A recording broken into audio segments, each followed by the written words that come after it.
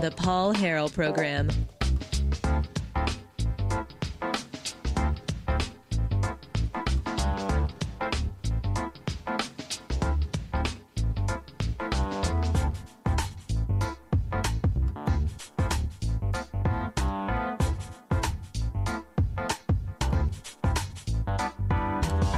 From the Marble Palace, we're back here.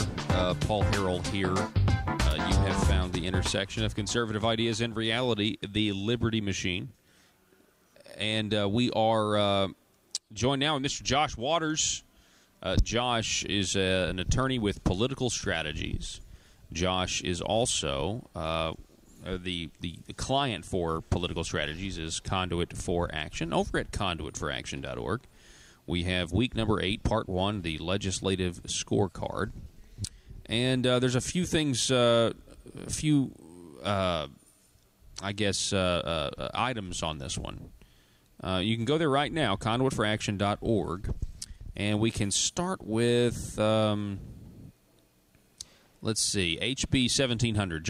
First of all, Josh, welcome. Hey, Paul, thanks for having me. I'm sorry. It's good to be back. It's a lot, man. It's been a long day. It has been. You were in the gas tax committee with me, right? I was. Yeah. Man, that was rough. I was in there. I testified against the gas tax increase, and one of the main points I made, and you've talked about already, is this deceptive ballot title. Mm-hmm. And if it's presented to the people and it's deceptive and it's misleading, it might pass by 51, 52, 53%, and it's going to be because the margins are going to be so close. It's going to be because people were deceived and they don't know what they really voted on. And when they go to the gas pump, they're going to realize what they voted on is a gas tax increase. Yeah. We get real close to that liar word, but I don't know if you look at what John Woods did. I mean, these people, got this guy. He's been indicted for taking money from taxpayers illegally, and or allegedly. I guess it's in an indictment, but. Then you get the next issue 3 that was about economic development and jobs. It was a deceptive ballot title. John Woods, the first issue 3 was a deceptive ballot title about ethics. So now they're kind of doing it again with a tax increase. And at some point, I mean, if they just keep doing this, and legislators aren't submitting amendments to change the ballot title, that's deceptive. And we talked about that in the last hour. I just, you just get real close to that liar word. But anyway, the Conduit for Action scorecard. HB 1700, it says that Conduit for Action supports this. Tell us what this does. Yeah, it might seem odd. This is an appropriation bill, and it might seem odd, Conduit supporting a new appropriation. But what this actually does, it's an appropriation for $30 million to the Secretary of State's office to get new voting machines. And I think most people across the state would agree that voting machines and voting is a core function of government. And so one of the main reasons we support this is we have a great Secretary of State here, Mark Martin, and his office has really been run very efficiently. In fact, in his first term, they came in under budget by $12 million and returned that money back to the Treasury, to the taxpayers of Arkansas. And so, this is when you have a track record like that, I think, to come and say, hey, we need this money for voting machines, I think that's, totally a responsible way to do that. And so that's why we're supporting this bill. It's sponsored by Representative Gonzalez, and we just think it's smart and would help the taxpayers actually get something they need. I've actually talked to some in the Secretary of State's office about these new voting machines, and it's going to be real, the efficiency. I'm told it's going to be way up. I mean, we're going to know voting results. A few of these I think some of the new machines are in certain places, and the time that the people working the polls get to go home is extremely early. I mean, it's very efficient, and they say, they're not networked, so they're difficult to hack, and it's kind of all Battlestar Galactica. If you know anything about Battlestar Galactica, no network computers aboard the ship. All right. Next up, well, we just mentioned this one, HB 1726 and HB 1727 opposed. This is the gas tax increase. That's right, and I would encourage your listeners to go over to conduitforaction.org. We really went all the way through the bill and put down everything that's out there. One thing that's changed since we added this to the scorecard, in the original version of the bill, there is the possibility of a special election being called to pass this. That was taken out. But everything else there, they can go and read the full picture. And we led off on the scorecard mentioning Representative Dan Douglas, the sponsor of this bill, in a quote to the Arkansas Democrat Gazette. He said that this could be maybe it's a revenue increase, and some people might say it's a tax increase. Yeah. And I think that's really unfortunate. We've seen it over and over again this session. They're trying to split hairs and try to find a way that they can pass these bills without calling it a tax increase or a new tax. Well, my opinion, I think a lot of people across the state think if they're not paying it before, it's not on there before, and they're paying it after, that's a new tax. If it's one rate before and it's higher after, that's a tax increase. Yeah, and people are going to feel this, number one. Number two, it's coming, folks. We're going to have a timeline, and I'd like it to be one of those timelines like from school, where you have the dawn of ancient Egypt and then, Greece and Rome. But just a simple one that says, state legislature meets 91st General Assembly, and before this is what you were paying in taxes, after this is what you're paying in taxes. It's going to be a massive increase. It's a massive increase. Next up, Senate Bill 448, Conduit for Action supports this. What is this, Josh? Senate Bill 448 by Senator Bart Hester and Representative Jeff Wardlaw. And basically what this would do, it would just give some more negotiation authority whenever someone is bidding on a project. There's going to be more negotiation available if they can't reach a compromise. I think it's just better to allow for lower prices is the ultimate goal instead of these are your bids, you have to accept one.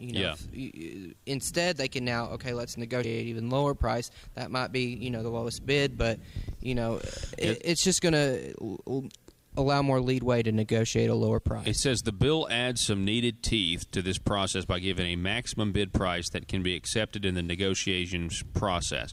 The bill also adds a new definition for collusion to include price fixing, bid rigging, customer or market allocation, misrepresenting the independence of the relationship between colluding parties, and exerting improper influence on public officials to obtain advantage in a public procurement. I don't know. Jake File's not going to like this one. This is sounds a lot, pretty much exactly what he did. The term bid rigging rings true to me, but.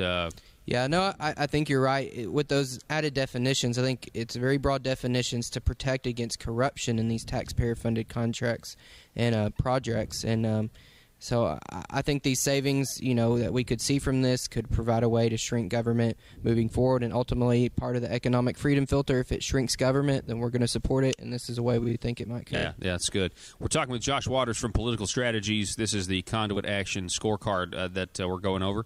All right, Senate Bill 504. This is also a bill that Conduit for Action supports. Josh, what does this do? Senate Bill 504 is sponsored by Senator Jan English and Representative Mark Lowry. And this bill would basically move school board elections have to be part of the general election. Right now, I think basically they can decide, but I think most have the school board elections in September. So this would say, hey, it's going to be part of November. I think that's good because it prevents double elections, basically just 2 months saves apart. money. That's exactly right. It saves the local government's money in having to put on 2 elections when they can hold them at the same time. So again, seems like a simple bill. But it could save some money, so we're going to support it. Yeah. All right. Next up, Senate Bill 512. Senate Bill 512, Conduit for Action supports. What does this do? This is one of my favorites this session, actually. It's a bill by Senator Linda Collins Smith, and I've been really encouraged by her that she's filed some great conservative legislation. This is one of those days it's hard to keep your head up, but, you just got to keep fighting because that's when you win, That's right, and I think people need to realize, the senators who are down here really fighting for the people are senators like Senator Linda Collins Smith, Senator Brian King, Senator Terry Rice, and others, and, it encourages me to know they're down here, but they need more. You and got they need their Scott they need Flippo, the Gary sports. Stubblefield Absolutely. as well. I mean, you got to give them a shout out, and then you've got representatives that are impressing me, like Grant Hodges, Austin McCullum being a freshman. He's really impressive too. So there are those down here. They're not in leadership positions, and that's the problem here. We have power structures that somehow are negating principles in political platforms, quite honestly. Anyway, this is one of your favorite bills, SB 512. Tell us why. It is. I think a lot of people have heard about President Trump's executive order that would basically require any new rules and regulations that an agency would put in place at the federal level. They have to repeal two rules. Well, this is kind of builds on that. Basically, it says for a state agency to implement a new rule, they're going to have to repeal another rule. And so at the end of the day, less regulations, I think, helps everyone. And so it's, again, a simple bill, but does it grow or shrink government? We think it could shrink government, so we're supporting it. All right. That's SB 512, requires state agencies to repeal at least one rule for each new rule they propose. Next up on the conduitforaction.org scorecard, House Bill 1717 says the Conduit for Action opposes this. Why, Josh?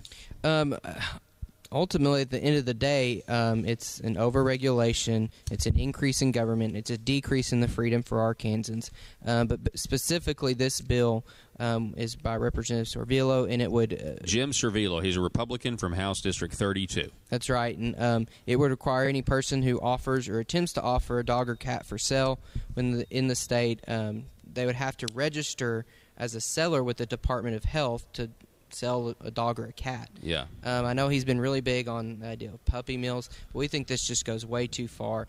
It's going to be increased costs. They're going to have to pay registration fees, and anytime they have to get a registration number, and anytime they run advertisements, they have to put that registration number. And if they don't, they could be brought up on criminal charges for leaving that off. And so we just think it's excessive occupational licensing. Absolutely. You're selling regulation. Dogs and cats, you get criminal penalties for regulation violations. That's what it says here. Required registration for those selling dogs and cats. I mean, that's something the voters were screaming about. I don't know about you. They went to the polls and they said, we're tired of all these unlicensed dogs and cat sellers. Yeah, no, I didn't hear that anywhere. If maybe there's 3 or 4 of them, but at the end of the day, and the part of the economic freedom filter, does it grow or shrink government, or does it increase or decrease dependency on government? Yeah. I think it increases dependency. We're saying, hey, this is something the government should be all involved in, and by the way, you're going to be a criminal if you don't follow our rules. Yeah, the failure to register or renew as a seller with the Department of Health would be a Class C misdemeanor, up to 30 days in jail, and up to $500 fine. Well, that's so the increase of dogs would go. Did you mention that already? Did you just mention that in here? So the increase in the price of dogs and cats would likely go up if you want a pet. Sure. Yeah.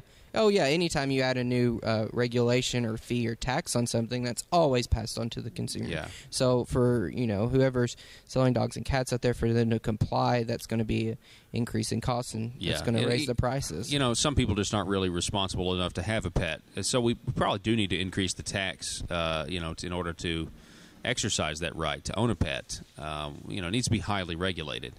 Kind of like the Second Amendment. A lot of people aren't responsible with guns. They don't need them, or they need more obstacles to make sure that we really can trust them with guns. It's like they want to do that with dogs too. It's weird.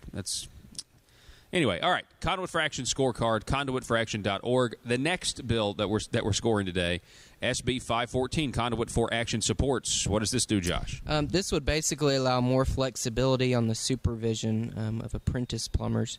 It's a bill by Senator Bart Hester and Representative Dotson, and he actually ran this bill yesterday in Senate Public Health I was in, and it did pass out of that committee. And the way he explained it actually was last session they came in and redid this bill, and they actually made it a little harder on apprentice plumbers, or those, I think, in the 4th year of working to become a full licensed plumber or master plumber, that they would still have.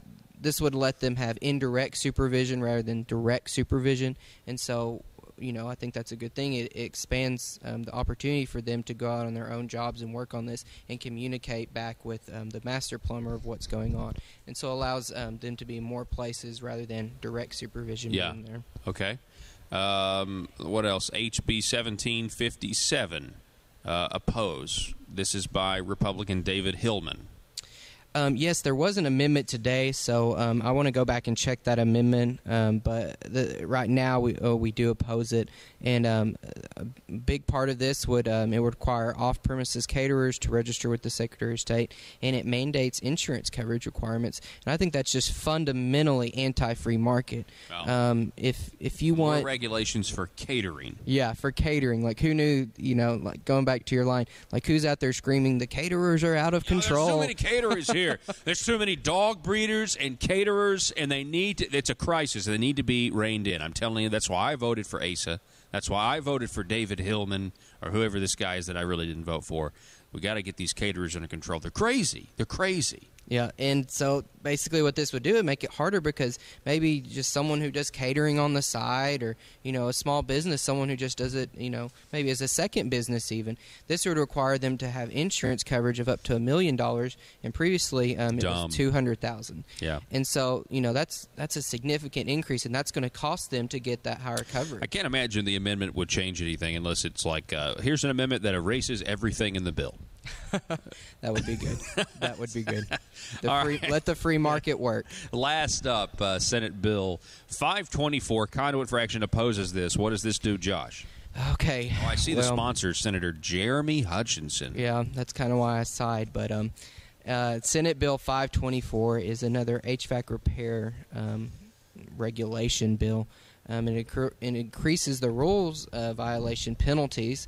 I think the most egregious thing, it specifically outlaws payments for those who do HVAC repair work without a license. So if you go out there and help someone do some repair work and someone gives you $50, you can no longer have that money, and the government gets it now under this bill. You can't accept the payments. It outlaws what about those payments. What about the person that does pay? Are they breaking the law? That's not in the bill, but so basically the person who's doing the work, it would be on them. Wow. And they could be deemed guilty of a Class B misdemeanor and shall be punished by a fine not exceeding $1,000 or 90 days in jail. Sometimes I wonder, I wonder if Senator Jeremy Hutchinson has like a client that's in the HVAC business, It's just so strange to me. This bill would increase the penalties from $250 to $1,000 HVAC. I mean, is this what we did? The caterers, the dog breeders, and the air conditioning men are out of control. Let's all go to the polls and let's back in the old air conditioning tragedy of '88. That galvanized the public. It's about time we did something about all that. I mean, this is ridiculous. None of this makes sense. These guys just keep growing government and doing the bidding of special interest. Yeah, I really don't understand this one. There has to be a better way than just saying, hey, with all that money you got because you didn't get our permission first, hey, you don't get to keep that. Ultimately, when you think about whenever people license, with licensing and regulations on occupations, professional boards and everything, I think the fundamental key is public safety and public health and public welfare. I don't know, there's nowhere in this bill that says, well, if they do this and someone's hurt or something happens, it's just if you do it. So I don't know what they can argue and say, well, this is for the public health and safety of the state of Arkansas, because that's not in the bill. Interesting. Josh Waters with Political Strategies. Thanks for going over the Conduit for Action scorecard, week number 8. Thanks for having me, Paul. I just want to mention this is part 1. Part 2 probably be coming out tomorrow. As you know, with the filing deadline this past Monday, there's been a flurry of bills, so we're trying to make sure we cover everything and keep people informed, but also get the word out as we do that. So look for part 2 and keep checking conduitforaction.org for the legislative scorecard. Or you can go there once. You can put your email address in on the right side of the page and click subscribe, and you'll get the updates yourself. And also, they have the scorecard year to date, starting all the way back HB 1011. And you can see all the ones that they've decided to score and what's what's the legislature doing? What are they doing in your name? Ladies and gentlemen, before we go to break, I want to